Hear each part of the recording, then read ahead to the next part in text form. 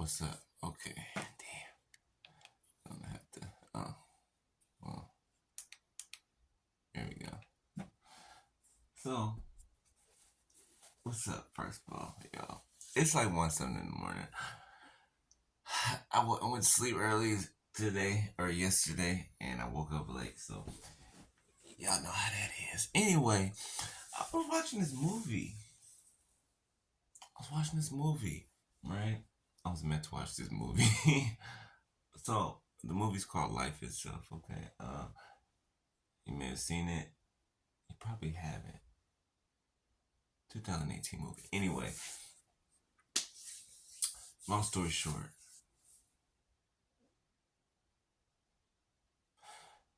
in the movie, okay, there was these two people that met each other, right? Fell head over heels in love, right? Did all of that. Got pregnant, and there was a tragic accident, right? The woman who was pregnant that got hit by a bus. Now, the backstory to the woman's life, right? Her parents died in a car accident when she was 7. She was in the car. Okay. So her life was kind of marked by tragedy. Okay. She gets hit by a bus, right? While her and her husband are out, not paying attention. Gets hit by a bus. In the front of that bus, on that bus, was this little Hispanic boy, okay, that saw it happen, right? He was actually a distraction to the bus driver because he was saying hi to the bus driver. The dad's in therapy, okay, because his wife died. And he's told himself, or made himself believe that he's left her, told himself a different story, okay, to deflect the trauma, right? While still dealing with the trauma, 2, 3, 4 timer, right? And the baby lived, okay? The mom died, they got hit by the bus, the baby lived, right? For whatever reason. So the reason for everything, right? The baby lived, okay? The dad ended up killing himself, okay, in the therapist's office, right? When the therapist was bringing him back to reality, telling him like, no, didn't really happen, right? She didn't really leave you, she died, right? Lewis killed himself, okay? The little girl that survived was raised by the grandparents, 3, 2, 1 timer, right? Raised by the father's grandparents that killed himself. Father's parents that killed himself, okay? The grandma died, it was just her and grandpa, right? Teenage years, or college years, she kind of became a little wild child or whatever, 3, 4, 5 timer. She went to college or whatever, okay? And one night she's sitting on this park bench. I mean, this bus stop bench, right? It's the same bus stop bench where her mother got hit, okay? Same bus stop bench where the little boy was on the bus that her mother got hit, right? Hold that there. The little boy that was on the bus, his life, okay, chain of events. His parents meet each other, fall in love, right? The father works for this vineyard, this man's vineyard, right? The man makes him head of his farming his vineyard, makes him head of the person farming his vineyard. So he moves him in there, right? He ends up telling him a story about his parents, meeting each other, right? 4, 5, 6 on the timer. And how his dad was a narcissist, got his mother pregnant, moved her away from everybody and everyone she loved and knew, and tormented her, abused her, exerted power over her, and did all this stuff, right? We are familiar with that. We know that aspect. But after he's telling him the story, he's like, that doesn't impress you, that doesn't make you like me. He's like, no, that doesn't make me like you, right? So the man that let him move in and gave him a promotion to be overseer, right, over his vineyard, started spending a little too much time at his house, around his family, and especially when he wasn't there, buying his son gifts and everything. So the real father leaves, okay? The guy who owns the vineyard fills the space, right? The son that was on the front of the bus, he grows up, okay? Right? He gets with this girl in college, okay? When he goes off to college, his mother gets sick, by the way. When he goes off to college, meets this girl, loudmouth, ditzy. She plays pranks on him, like she played April Fool's trick. I'm saying she was pregnant and all this stuff, and she was just ditzy, okay? So he has a moment, breaks up with her, and his mother dies, right? So he's jogging, right? He's jogging one night, and he jogs. Remember, I said that the girl who survived, that was in her mother's stomach, got hit by a bus. Remember, I said she was sitting on the same bus stop bench where her mother got hit. She was crying on the bench. The same little boy that was on the bus that the mother got hit by, he is the same boy that ends up jogging by her, that's sitting on the bench crying. And he stops and asks her, is she okay? They meet because they were supposed to meet. And from that night on, they didn't separate ever for the next 40 something years. I know that was long and drawn out. I shortened it the best of the way that I can. The moral of that story is life is an unpredictable narrator. Okay? God set it up that way. This is what people don't get about life. No matter how much they try to manipulate life, no matter how much they do things to try to throw life off course, right? God has designed life to always flow back into balance. Okay? It's like a I don't know, a type of system, a type of universal system that God has set up that way. Right? Sorry.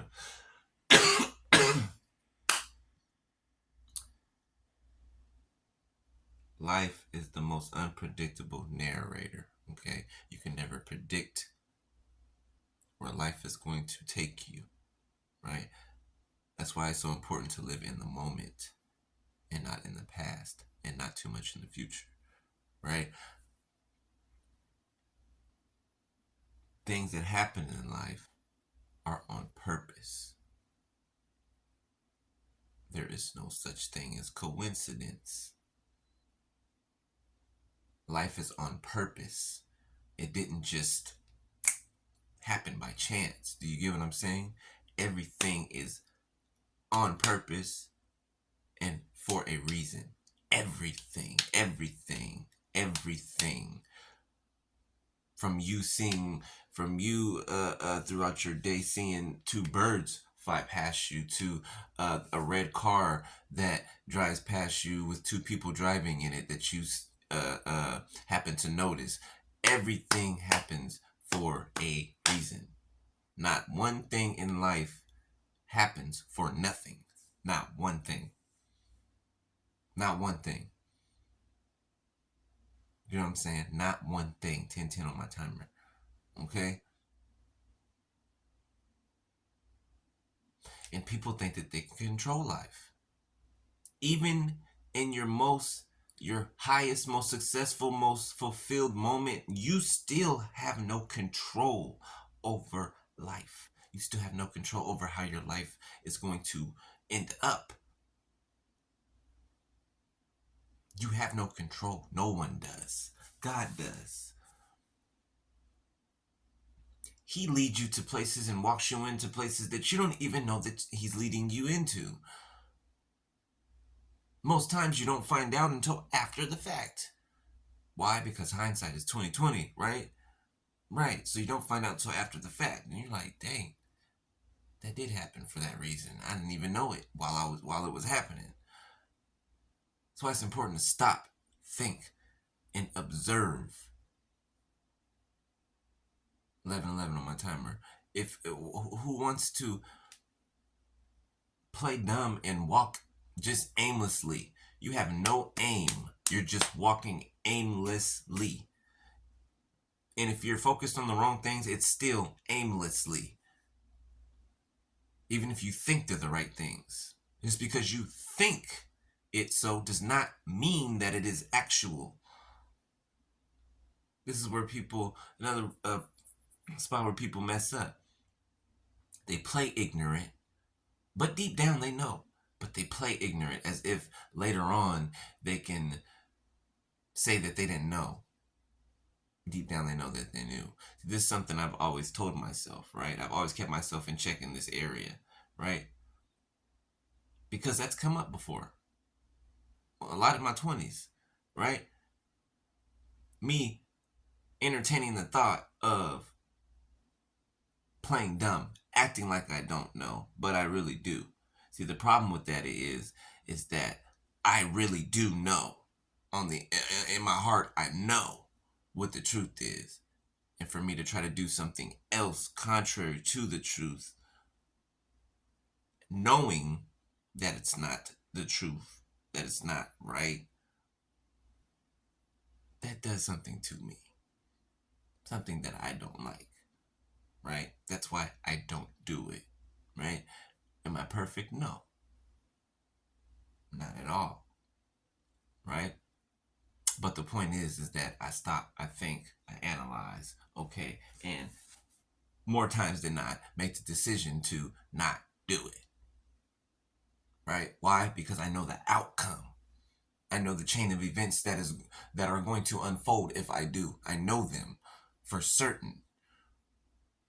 Thank God I have the gift of foresight. But even without that, right? From experience, I know how that will unfold. Why? Because I've been through it. People will, throughout my life, try to challenge me, secretly, mostly, they try to challenge me, thinking that I've never faced the type of challenge they're trying to throw at me. How do you think I've survived all of these years? What do you think that I've been through all of these years? Just a privileged life? I was supposed to. I was born in a royal bloodline to have a privileged life. But people try to usurp that. People try to hide that. But that is no longer hidden. So my birthright is my own.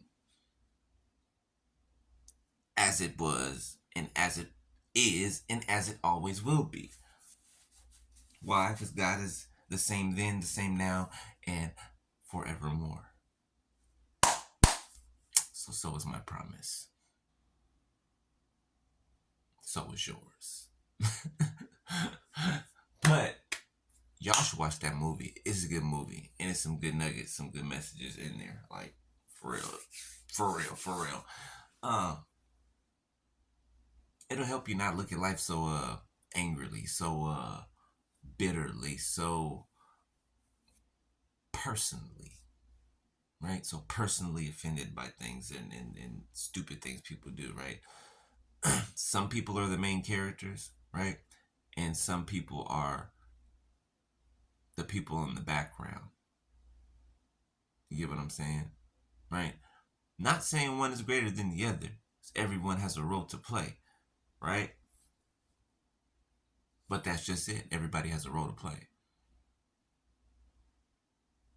If they know it or not, everybody has a role to play, right? So, and where you're different, right? Life is always gonna knock you sideways, knock you all type of ways, right? Bring you to your knees, right? The important thing and the thing that differentiates you from the rest of people is that you get up. You get up. How many times have you hit the floor? Face down, you get up. How many times have you had to start over throughout your life? No matter how many times it's been, you get up. How many times have you lost everything and you've gained it back? And then some. Okay? How many times have you been backstabbed, effed over, stolen from life, people put money on your life? How many times have you been through that? And what did you do? You got up. Right? People just can't understand it. They think that the end all be all. You're you've met your match. No. No. They've met someone above and beyond their match. Now they know that. But it's too late. You see what I'm saying? We get warnings and messages because we are loved. Okay? And this is the same thing for them. Right? The difference is they didn't listen. They didn't listen to anything but Satan talking to them. But they were warned because why? They were loved, right? Right? We loved them, so we warned them, right?